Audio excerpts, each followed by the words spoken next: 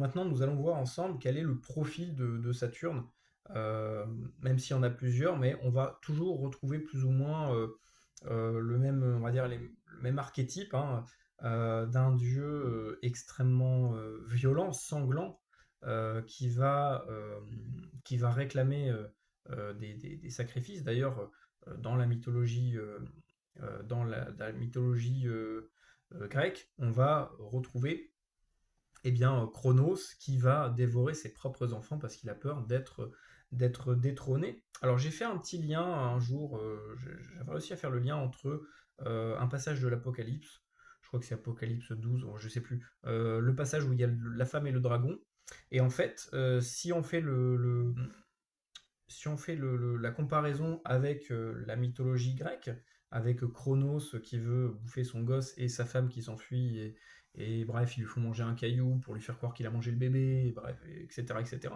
La femme qui s'enfuit, qui accouche en secret, qui élève son enfant, qui va détrôner son père, et ben ça c'est quasiment exactement la même histoire que cette femme dans l'Apocalypse de la Bible qui fuit le dragon rouge. Et vous voyez qu'on retrouve toujours les mêmes indices. Alors le dragon rouge, on va même faire le lien, vous voyez, avec Yu-Gi-Oh, le sujet qu'on a déjà traité, Slifer, le dragon céleste. Alors c'est peut-être en lien avec ça, hein. Peut-être que Slifer, en fait, dans Yu-Gi-Oh, ça fait référence au dragon rouge de la Bible, parce qu'il a également un diadème, il a plusieurs visages. En tout cas, Chronos, Saturne, c'est un dieu de la moisson. Voilà, il va également être en lien, ça je ne l'ai pas dit dans la première vidéo, j'avais plus de temps, puisqu'on a 10 minutes à chaque fois. Il est en lien également avec la vigne, ce qu'on appelle le moissonnage. Le moissonnage qu'il va faire avec sa faux, sa faucille. Sa faux, oui. De toute façon, les deux outils sont liés et je pense que ça va même avoir un lien avec des choses un peu plus modernes qu'on retrouve encore aujourd'hui, notamment le communisme. Euh, mais donc le moissonnage, qu'est-ce que c'est? Qu'est-ce que ça symbolise? Et d'ailleurs, on va le retrouver dans l'Ancien Testament. Et pour moi, Yahvé, c'est une autre forme de ce dieu Saturne, Chronos, parce qu'on voit que c'est le même profil. Vraiment, si on fait du profiling sur Yahvé, on voit que c'est un dieu jaloux, qui demande des sacrifices, qui moissonne, qui est extrêmement violent. Bref, c'est pas du tout un dieu bienfaiteur. On voit il est quand même assez hardcore. Et c'est un peu le même profil qu'on va retrouver chez Chronos, hein, qui ne veut pas être détrôné. Donc ça peut symboliser le fait de changer de croyance, hein, de croire en un autre dieu. Puisqu'à l'époque c'était assez fréquent hein, que dans une civilisation d'un seul coup on changeait de divinité parce que une divinité était plus forte qu'une autre et donc on prenait la plus forte. Voilà, c'était une logique une logique de survie quoi.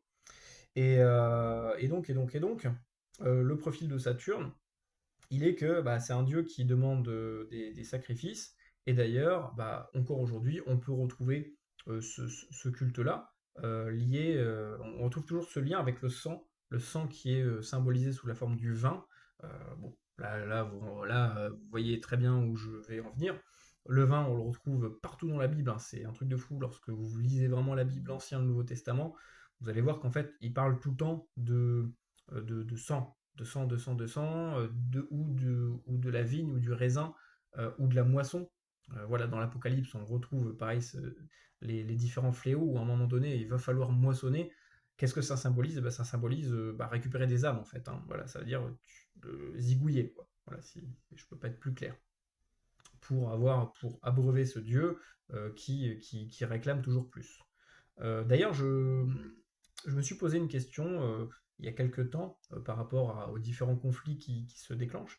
Je me dis, mais est-ce que la guerre, de manière générale, ça serait pas un égrégore, une sorte d'entité qui ne porte pas vraiment le nom d'entité, mais qui en est une, et que des gens qui vouent des cultes vont venir alimenter. Parce que c'est ça, si vous regardez bien, une guerre, c'est une sorte de sacrifice géant. On va sacrifier des gens sur le champ de bataille pour faire couler le sang dans la terre pour alimenter quelque chose. Et d'ailleurs, on retrouve dans tous les conflits une partie d'occultisme. Voilà. Et on y reviendra également parce que ça, c'est pareil, c'est un truc qui me fascine. enfin voilà, dans lequel je fais pas mal de recherches depuis des années, notamment la Deuxième Guerre mondiale. On voit qu'il y a clairement de l'occultisme derrière tout ça, et que tous les symboles sont devant nous, quoi. Donc, donc Saturne, voilà, c'est un dieu qui n'hésite pas à bouffer ses propres enfants, qui est un dieu très très violent, euh, et qui va être symbolisé au travers différentes traditions, sous différentes formes, mais on va toujours retrouver ces indices-là, donc le dragon rouge, la mort avec la faux, la couleur noire, qu'on va retrouver notamment chez par exemple les catholiques. Alors, moi, je vais dire les catholiques. Dès que je dis les catholiques, c'est vraiment ceux qui sont liés à fond au Vatican. Et pour moi, le Vatican, c'est clairement lié à des cultes païens qui sont faussement chrétiens. Voilà.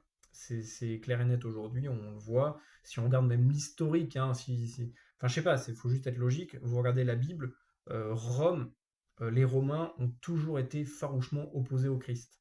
Donc, pourquoi est-ce que d'un seul coup, ça deviendrait le centre mondial de la chrétienté? Ça n'a aucun sens. C'est parce que c'est pour détourner les croyants de la bonne voie, et pour alimenter d'autres cultes beaucoup moins sympathiques. Voilà, donc Saturne, donc on le représente bah, sous la forme du cube. Donc ça, c'est plus pour le symboliser euh, au niveau de certains rites, de certains, comment dire, certains rites magiques, oui, voilà, tout simplement. Dieu qui va également piéger les gens, parce que j'en ai déjà parlé dans la vidéo précédente. euh, le cube noir, ou même le cube de manière générale, c'est le fait d'être bloqué dans la 3D. Donc c'est vraiment un dieu qui va être extrêmement terrestre, et qui va vouloir tout contrôler. Tout contrôler. Pourquoi? Comment? Bah, tout simplement parce que ses outils de prédilection, et ce par quoi on le symbolise, bah, c'est tout ce qui régit le monde physique. Tout ce qui est physique dans le sens la physique, la gravité, les, les- les ondes, etc. Voilà, le système financier, tout ça, c'est lié à Saturne parce que c'est le dieu du poids, de la mesure, du temps, du commerce, donc des contrats, etc. etc. Et ça, c'est clairement lié au juridique. Et d'ailleurs, dans le système juridique, on retrouve des clins d'œil à Saturne, qui vont être liés au droit maritime, qui vont être liés à la piraterie, qui vont être liés à d'autres choses. Bref, on va faire de la connexion petit à petit, vous allez voir que ça c'est ouf. Euh, mais voilà, ça c'est clair et net que dans le système juridique, il y a une part du culte de Saturne qui est resté. D'ailleurs, il y a des photos assez connues, hein, de juristes qui se prennent en photo devant la fameuse représentation de Chronos en train de dévorer un de ses enfants, qui d'ailleurs m'a suivi un peu partout durant toute ma vie. C'est vrai que étant plus jeune, bon, vous voyez, j'ai pas vraiment changé, toujours avec mes t-shirts de goth. Mais plus jeune, j'écoutais le groupe Trisomie 21, et c'est une de leurs pochettes d'album, c'est justement ce fameux Chronos, et je savais pas ce que c'était à l'époque, et je comprenais pas pourquoi ça revenait tout le temps dans ma vie. Et en fait, bah, petit à petit, j'ai compris que bah, j'avais des recherches à faire, quoi, à ce niveau-là. Mais voilà, Chronos, c'est clair qu'il est clairement lié au système juridique, parce que bah, voilà, c'est lié à tout ce qui est poids, mesure, temps, et tout ça, c'est lié au commerce, hein, c'est clair et net, à la temporalité les contrats. Dès qu'on vote, nous, eh ben, on vote dans une petite boîte, dans un petit cube, dans lequel on va mettre notre petit papier. Bref, voilà, tout ça, c'est clairement lié. Bon, bah, j'espère que j'oublie rien. Là, on arrive déjà à 9 minutes. C'est vrai que ça passe super vite à chaque fois les vidéos. Bon, on y va petit à petit, hein. L'idée, c'est qu'on puisse échanger à chaque fois. N'hésitez pas à mettre vos questions, vos suggestions, vos idées, vos arguments en commentaire.